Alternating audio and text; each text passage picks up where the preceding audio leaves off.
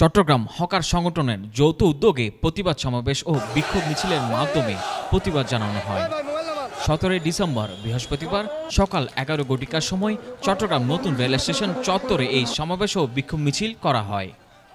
চট্টগ্রাম সম্মিলিত হকার ফেডারেশনের সভাপতি মিরন হোসেন মিলন ও কোতোয়ালি থানা শ্রমিক লীগের সাংগঠনিক সম্পাদক জসিম উদ্দিনের উপর হামলার প্রতিবাদে সমাবেশ ও বিক্ষোভ মিছিল। নুরুল আলম লেদুর সভাপতিত্বে আমাদের বিরুদ্ধে একটা অন্যরকম মামলা করার প্রচেষ্টা করা হচ্ছে। প্রধান অতিথি হিসেবে উপস্থিত ছিলেন বীর মুক্তিযোদ্ধা আলহাজ সফর আলী। সেই কর্মসূচিতে হয়তো আইন শৃঙ্খলা অবনতি ঘটতে পারে, আমরা চাই না এই সরকারি দলের দ্বারা কোনো প্রকার আইন শৃঙ্খলার অবনতি হোক। বন্ধুগণ, আমরা পুলিশ প্রশাসনের প্রতি আবেদন জানাবো। আপনারা জানেন বিশেষ অতিথি হিসেবে উপস্থিত ছিলেন হাসান মুরাদ বিপ্লব।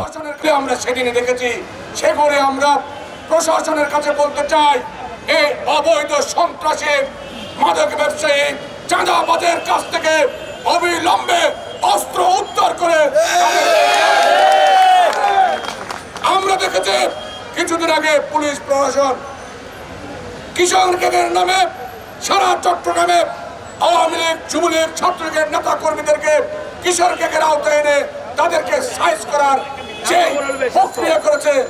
ইয়াসিন আরাফাত, সাবেক কাউন্সিলর, সাবেক ছাত্রনেতা জনাব হাসান মুরাদ বিপ্লব উপস্থিত আছেন।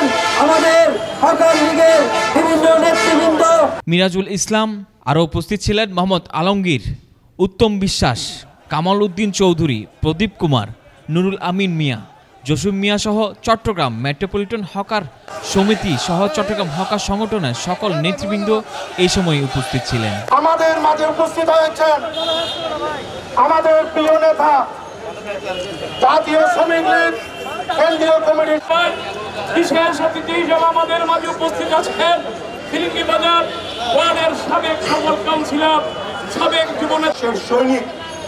আমরা 10 জন নিয়ে যুদ্ধ করার ছেলেদের সৈনিক, যাদের নেতৃত্বে এই চট্টগ্রামবাসী আগেও আন্দোলন করেছে, তাদের নেতৃত্বে আবারও দুর্বার আন্দোলন করে তুলব।